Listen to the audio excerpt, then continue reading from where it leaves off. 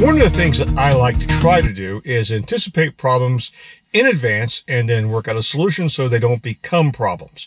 One of the things that has concerned me since we've had our Am Spyder Freedom trailer is the fact of its profile. And here we see the standard parking configuration of the Spyder, the trailer, and the standard SUV. Pay no attention to the filth on the SUV. I need to wash it after the pollen has done its thing on my vehicle.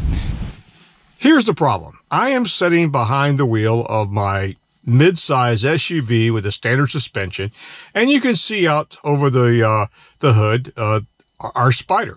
And what you don't see is the trailer, the Freedom trailer, because of the low profile. The low profile does aid significantly in the style, which we love, the utility, and the fact that it's very good on our gas mileage. It hardly affects our gas mileage at all on the Spyder. But the problem is, if you're in a standard SUV and you don't know it's there, it can cause some problems. If you don't believe me, ask Coach Bob. He did a video of the exact same problem some time ago where somebody had, well, they had an encounter. So here's the solution I came up with. I ordered from Amazon these little orange flags along with they came with the poles, and then I ordered some suction cup devices that you could put the flag mast into, and then you attach it to the corner of your Spyder, and there is a solution. The only problem is I found so far is that the wind will make it want to pivot, so I need to work on that. Perhaps some sort of fastener or super glue to make that more rigid. Also, the problem is in the kit, the flag mast, or the stick, is only about 12 inches. So what I have done is taken two of them and used wood glue to glue them together, and that makes a pretty permanent bond. I checked my local hobby and craft store and see if I could find some more wooden dowels. Couldn't find any. Now, are we going to have this flag system on the Spyder while we're driving? No. This is when we get into a parking space and there is a risk that somebody will not see the trailer, and we will mark the corners so when they're in the parking lot pulling out, in theory, they can see the trailer and not impact it. When we're done with parking, we simply remove the suction cup, lay it up on top of the inside the trailer, and continue on with the trip. Let's see, what is the brand name on this? Not really sure it has a brand name. Anyway, it's a motorcycle tire pressure monitoring system, but we're going to use it for the trailer. We paid cash for this. This is not a paid advertisement. That way, if it sucks, I can feel totally at ease to tell you it sucks. So that's one of the nice things about buying your own stuff. We do get inundated with people wanting to advertise on our YouTube channel. I want us to promote their products, and you know, frankly, I don't think they've watched the first YouTube video of ours to find out whether or not we really are interested in that. They just look at a channel and just shoot out an email. We've had everything from perfumes to scuba diving gear, and everything in between. And so, unless it pertains to what we do and is something that we could actually use, and feel free to test and give you our honest opinion, I'm not interested in really taking free stuff. So we have the tire pressure monitoring system installed on all three tires for the Spyder and two wheels for the trailer. They're little tiny transmitters that screw right on, and they transmit the signal wirelessly to the receivers. I've got the main one up here. This is, you know, I really probably need to get into instructions on how to figure out how to make it stop flashing. But we're within specs for the three tires, the two front tires and the rear. And also it gives you your temperature reading of the tires, which is amazing. The Spyder hasn't been driven in 24 hours, and yet one temperature is 64, the other one is 71, and the back one is 68. I don't understand that. Anyway, tire pressure within specs. And for the trailer, we've got 35 and 36, where ideal is 35 for both tires. And at least the temperature on this one is 22 degrees and 22 degrees. I think that's Celsius. It's not that cold out here. I don't know where I'm going to mount this yet. It has an on-off switch. I may use a Velcro mounting system and put it somewhere up here so I can see it as we drive. It also has a power on and power off button, which I like, so I don't have to worry about charging it every day. So it's powered off, and just stick it right there for the time being. So my list of things to do is down from 300 to about 298 tasks to do. So making progress, but we still have 3 weeks before departure.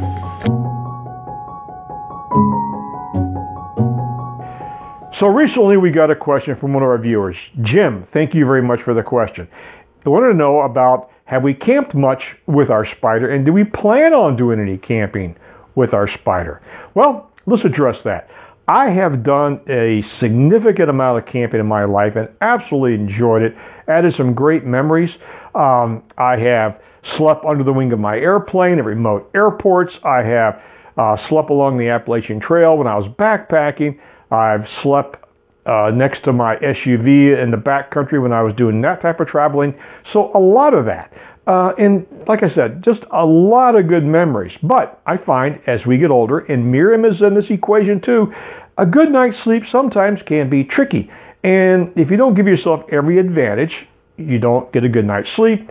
And going on 4 hours of sleep when you get older just is less appealing. So we try to get a good night's sleep. And what we need for a good night's sleep is a good comfortable mattress or a bed system. A little bit of climate control where it's either not going to be too hot, not too cold, and not too humid. And I have found for me personally, there's a psychological issue. Maybe it's because I'm a retired police officer. I seem to have trust issues. The idea of being asleep with only thing protecting me from the outside world and everything in the outside world being a thin piece of nylon, the wall of a tent, I'm just not comfortable with that. I want to be inside something more substantial. Now, I know that statistically speaking, the odds of being injured by an animal or another human being while you sleep is extremely remote. Still doesn't take away the psychological barrier that sort of keeps us awake at nighttime. At least it keeps me awake. So the next question is, do we plan on doing any camping on upcoming trips with the Spyder? Well, if by camping you mean, are we going to sleep on the ground in a tent? Probably not.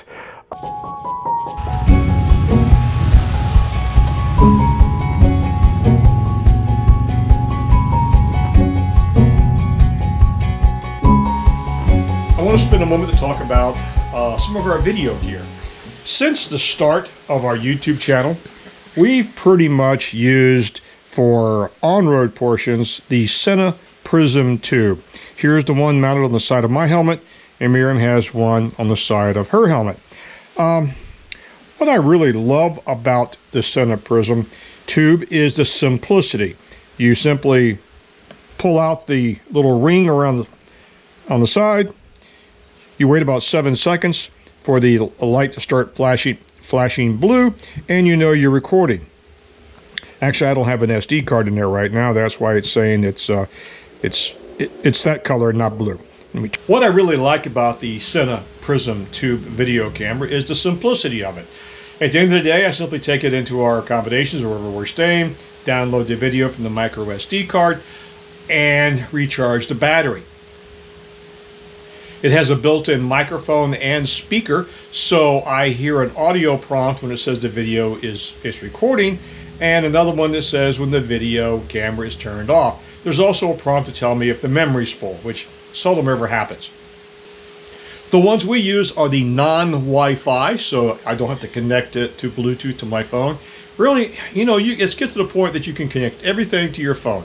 I jokingly say, I'm hesitant to even get a new toaster because it'll probably have a Bluetooth app for my phone. So I like simplicity. And the Sena Prism offers that. And not only that, it's water resistant. We have had it in some pretty tremendous rainstorms and ice storms, and it's performed flawlessly.